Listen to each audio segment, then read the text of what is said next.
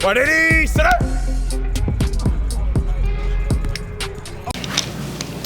to Florida State. It's one of the best teams I've seen since I've been back in college football.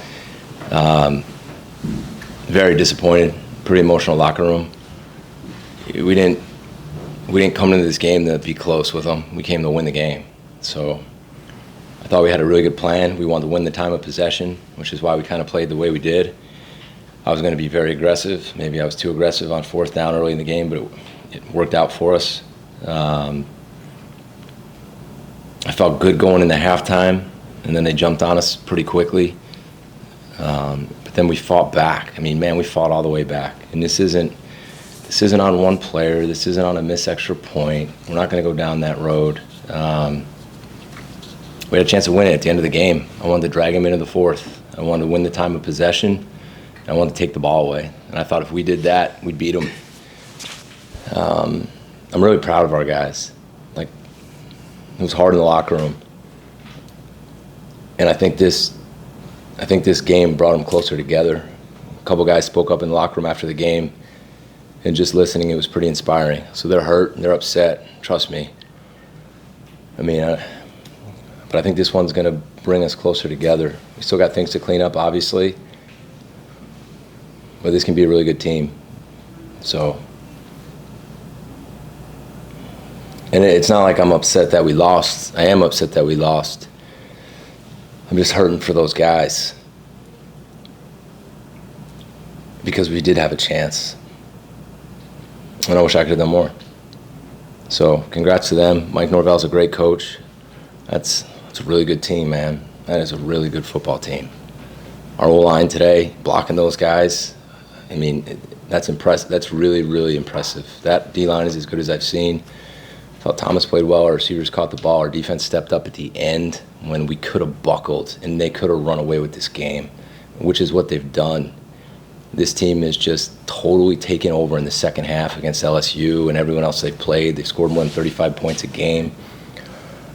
I'm hurt and I'm upset for the guys, but I'm really proud of this. I'm proud of this group right now. So, questions? Yeah, talk about chunk plays. We didn't even see those against the first two opponents, those kind of chunk plays you had today. Yeah. One, I thought our O-line did a really good job, Rich. And I mean that group we blocked, you don't want to look at them before the game. I mean, those guys look like NFL guys across the board. I thought the protection was really good. We have good receivers. They gave him time. He extended some with his feet, and he hit some late down the field. I thought we caught the ball much better, much better. And then our receivers broke tackles, and they made plays with their feet.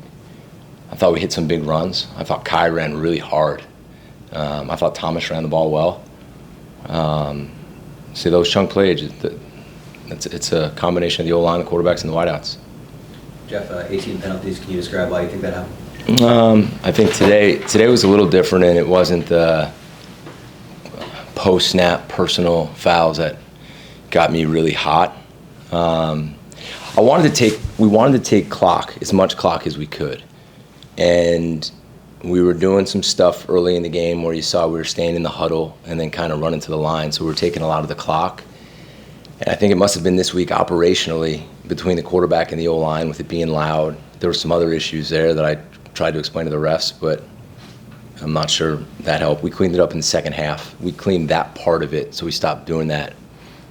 Some is just a young guy in there jumping. You know, I don't. The fall starts. I mean, you know, a player reaches out and tries to make a tackle at the end of the game on a face mask. We didn't have the personal fouls. We didn't have the dumb fouls. I got to go back and watch them, but it's too many. And we got to clean that up. But there was a couple today on the ineligible guys downfield too that I got to see that on tape too. But the guys went in at halftime and they adjusted to it, and I thought the staff did a good job. I thought the staff did a good job throughout the game. I thought it was a really good plan. We could have executed it better on both levels, but yeah, you got to clean it up. As you mentioned, you were really aggressive today in the first quarter, up 7-3. You could kick the field goal. What was the thinking behind that? Up 7-3. I kick a field goal. Down in distance was probably 9-10. I was aggressive up to 4. I mean, there's being aggressive and then there's being reckless. right? It's like at the end of the game, I didn't go for it on 4th and 24, and that's just reckless. So I think it was calculated early in the game. The 4th and 2 on the -30. It's just, I go with my gut on those. And I believe in the O-line, and Kai was running the ball well. And we're 28-point underdogs, the number 3 team in the country. I didn't try to coach this game to be close. I coached it to win. Jeff, talk a little bit about Thomas Castellanos and his performance. I mean, it was one for the record books, if you think about it, the last 10 years. Just talk about his performance. I mean, he ran for 121 yards, threw for 305, had 2 touchdowns. And there's some things that we got to clean up, like a lot of that procedural stuff. He's a young kid. He's a sophomore. It's his second start, probably the biggest game he's ever played in his life. So I'm proud of him. He stays composed. He's a tough kid. He sees down the field. He made some big throws, had some big runs. I mean, it's a gutty performance. He's going to be a great player. Great player. Jeff, was the time of possession the way that you wanted to try and prevent the Florida State offense from moving, or what were you doing defensively too to try and limit those receivers, out in space or pre-snap or something like that? Yeah, good question. The plan to win, I believe it was, if you had the ball for like 34 minutes, they were 3-10. And if you don't, they haven't lost. So we had 33 minutes and 50 seconds. So I wanted to take as much clock as we could to keep them off the field. There are a variety of ways we did it. We decided we were going to press the wideouts, which teams hadn't done against them. They're big guys, and if you play them off, they take advantage of you. So our game plan, I called out the corners in the team meeting on Tuesday and said, you guys, we're going to press them. You guys got to play great. You got to get your hands on guys like that, make them stop and start their feet because they don't accelerate as fast. Now, they're great players, and they're huge. So we tried to get our hands on them, and we played more man probably than we had. They hit a seam on us in zone, and we missed the tackle, which was disappointing. And then on the one touchdown, the safety had bad eyes, and he was in man on the guy. But I thought overall, those guys, I didn't even look at the numbers. Travis was 16-24 for 212. I don't know when the last time that's happened. And just as a follow-up to that with the DBs too, when they are pressing them, what are some of the things that they kind of had to look for in the receivers, not to get, hit them high, you go check, No, you try to hit them right. You try to hit them right in the chest, make them stop and start their feet. I wanted to be aggressive playing the ball down the field. We had the one PI in the red zone on Cole. I thought he turned back and looked for it, but I think they just ran into each other, So you either call it or you don't, and they did. I just want to be physical with these guys. I didn't want to coach this game to be close, and those were some risky moves we made. But I wanted our guys to know that I thought we could win the game, and we believed we could.